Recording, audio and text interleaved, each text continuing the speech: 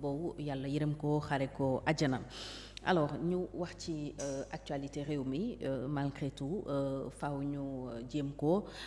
tàqar ñi muy lu soxal notamment élection législative yi dégg nañu ay alliance yu bari ñu ngi nasu waaye bu parti socialiste tey moo ñu gën a yitteel waral ñu dalal la fi yow mi bokk ci bureau politique bi fan yi wala ñaari fan yi ñu weesu dégg nañu lëkkaloo Amadou Ba parti socialiste Khalifa Sall lan ngeen nar dëgg-dëgg jëm ci élection législative yi. Merci beaucoup pour dugg ci li solo su waxtaan si maanaam concernant l'actualité politique ak surtout perspective u élection législative yi ñu jëm foog naa ne li xew ak peut-être circonstances yi élection yi ñu ko programmé voilà c'est normal que parti politique yi formation politique yi nekk en branle-bas de combat ndax échéance bi gàtt na le 17 novembre egsi na déjà ça fait même plus 2 mois et que il faut que ñu prêt lépp pour mën a dem jongante ji en tout cas mën a am une représentation au niveau de l'Assemblée nationale l'enjeu est majeur, cela est évident moo tax pratiquement toutes les formations politiques se sont mis ou en tout cas sont déjà sur le terrain et en fait dans la danse pour vraiment pouvoir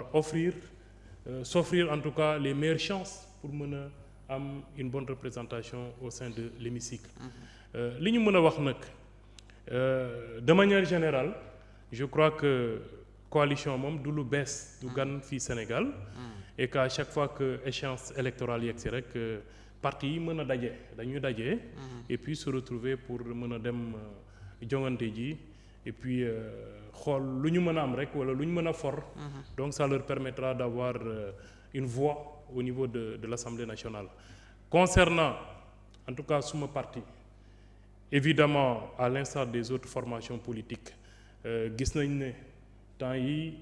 il y a un directoire qui a été mis en place donc dans le SEN buy réunir les secrétaires généraux d'union régionale ak quelques autres personnalités ciblées voilà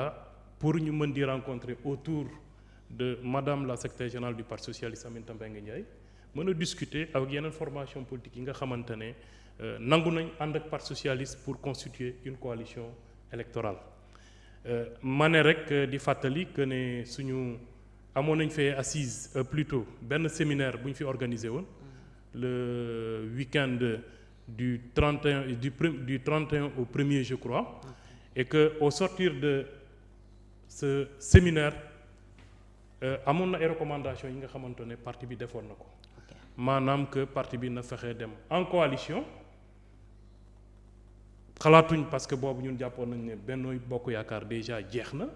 et effectivement au lendemain le lundi bi ci tegu mooy le surlendemain ou au lendemain de ce séminaire là Macky Sall lui-même def na une annonce pour dire que Benno Bokk Yaakaar jeex na donc à partir de ce moment-là et surtout ñun déjà avant loolu sax amoon nañ naturellement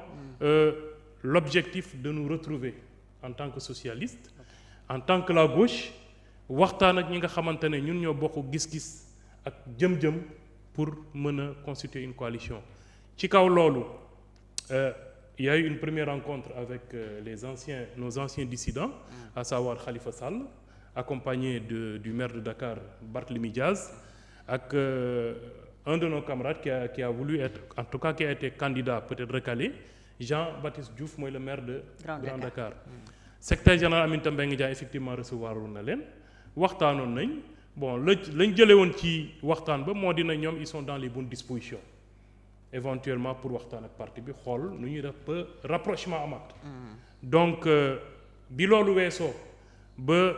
en tout cas temps yu mujj yi nii ci la ñu annoncé une rencontre entre le directoire du Parti socialiste ak une délégation de la coalition du parti en tout cas qui vient de voir le jour mooy la nouvelle responsabilité de Amadou Ba bon waxtaan bi aussi je pense que tous les points ont été abordés mais au final ak li ñu ci tënk mooy que les deux structures dañu décider ne ñoom ñooy ànd dem élection Parti mais socialiste parti socialiste yemul foofu effectivement parti socialiste ànd ceeg nouvelle responsabilité mais parti socialiste yemul ci foofu dañu annoncé ne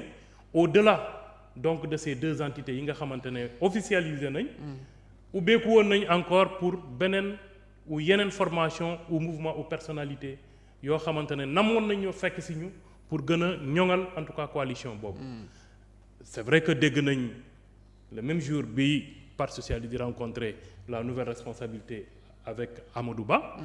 Khalifa Sall je sais pas si c'était en délégation ou bien moom rek la woon en tout cas gis nañ ko fa waxtaan ak le bureau politique au sortir donc de cette rencontre les rumeurs li ñu jàppoon mooy que Khalifa Sall dellu si na et que taxawu day ñëw ànd ak la coalition bi parti socialiste di taxaw voilà autour de lui bon par la suite dégg nañ leneen et que bon moo ngi ci beneen formation xanaa joxu leen woon seen kàddu joxu leen woon kàddu bon en fait parce que le jour même bi mu ñëwee ba ñu recevoir ko parce que ñëpp gis nañ image yi bureau politique bi mu dugg see Aminata Mbengue Ndiaye téye ci loxo Khalifa Sall yëkkati ko bon ça signifie quelque chose politiquement donc ñëw na toog na waxtaan na xëy na nag peut-être les développements yi nga xamante ne moom moo ci tegu peut-être moom moo ko convenirul moo tax ñoom ñu dem xooli feneen mais bon je crois que ku ci nekk tu as ta liberté donc nga ànd ak ki la neex ak ki nga mën a àndal voilà su fekkoon ne moom loolu njortoon na ko wala namoon na ko mu ñëw ba ci biir peut-être am na ay raisons personnelles wala ay raisons coalition yu tax ba moom mu préféré dem ci beneen coalition bon c'est tant mieux de toute façon ñun li ñuy wax mooy fi mu toll nii ñun dañu gëm ne dañu war a retrouver wu en tout cas en tant que parti de gauche en tant que parti socialiste et allié autour en tout cas d'un groupe de gauche qui pourra donc nous assurer ou nous garantir une bonne représentation au niveau de l'Assemblée nationale. Donc fi mu toll nii je pense que on a beaucoup avancé là-dessus parce que à la suite de Amadou Ba et peut-être la fausse annonce avec Khalifa Sall recevoir nañ démb madame Aïssata Tall Sall maître Aïssata Tall Sall moom aussi mu ñëw ak sa délégation waxtaan nañ